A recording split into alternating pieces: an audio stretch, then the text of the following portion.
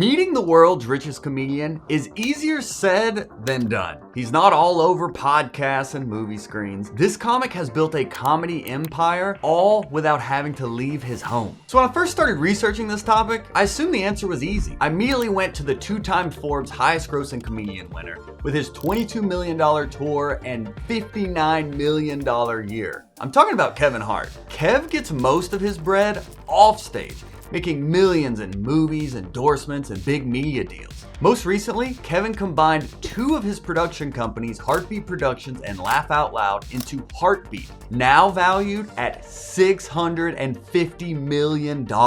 We're throwing around a lot of big numbers here, but Kevin's net worth of $200 million is pocket change compared to the world's richest comedian. I know, the actual number is crazy. So if not Kevin Hart, then who? My research took me to another comedian who has done all the same things as Kevin Hart, but more. Steve Harvey.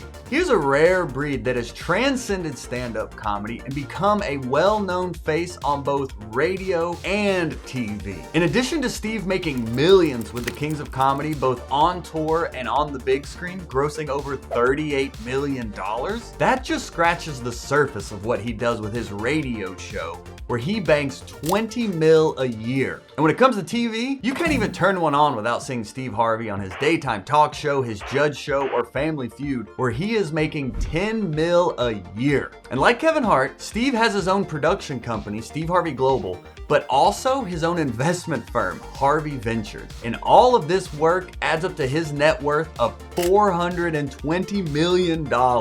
Now that's a big number, but not even close to the world's richest comic. And this next one is where the video gets really interesting. So if Steve Harvey is the king of TV and not the richest, maybe it's the queen of TV that takes the throne. I'm talking about Ellen DeGeneres, because she is definitely the closest and has the most surprising source of wealth yet. At the height of her TV show, she was the highest paid TV host, making $50 million a year. And much like Kev and Steve, she has her own production company, a very good production, that produced her TV show and much more. She's made $15 million from Finding Nemo and another $20 million from her Netflix special. But the big bucks she makes doesn't require comedy. She has a lifestyle brand that makes everything from home decor to apparel and pet accessories, and has partnered with Warner Brothers to create the Ellen Digital Network. Perhaps Ellen's most surprising and lucrative business is luxury real estate, flipping 20+ mansions with celebrities like Will Ferrell and Nick Jonas. All of this adds up to a $500 million net worth, which is impressive, but not as impressive as the comic you've all been waiting for, Jerry Seinfeld.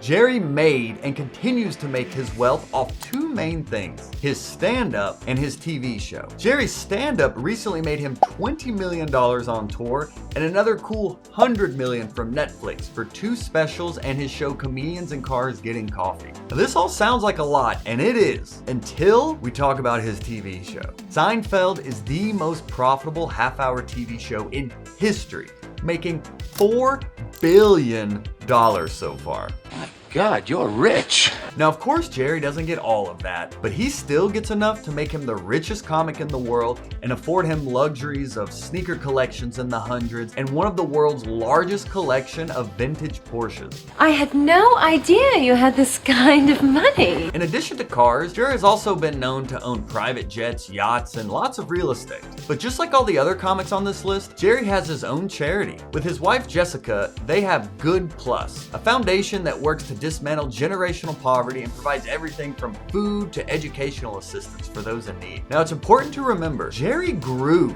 to this level of success. When he first started Seinfeld, he was making 20 grand per episode, and by the final 9th season, he was making $1 million per episode. So his salary over the 9 seasons totaled $60 million, but it could have been a lot more. To do season 10, he was offered $5 million per episode that would have made him another $115 million, which he denied. And since that denial, he has actually made even more, much more. Throughout the life of the show, Jerry made $60 million in salary and another $800 million in DVD sales, merchandise, and syndication deals. Hulu recently signed a 6-year, $180 million deal to stream Seinfeld, and most recently, Netflix paid $500 million for a 5-year syndication deal. Jerry says his secret to making money is creating what you love and letting the money follow. And a lot of money has followed Jerry with his staggering net worth of $950 million.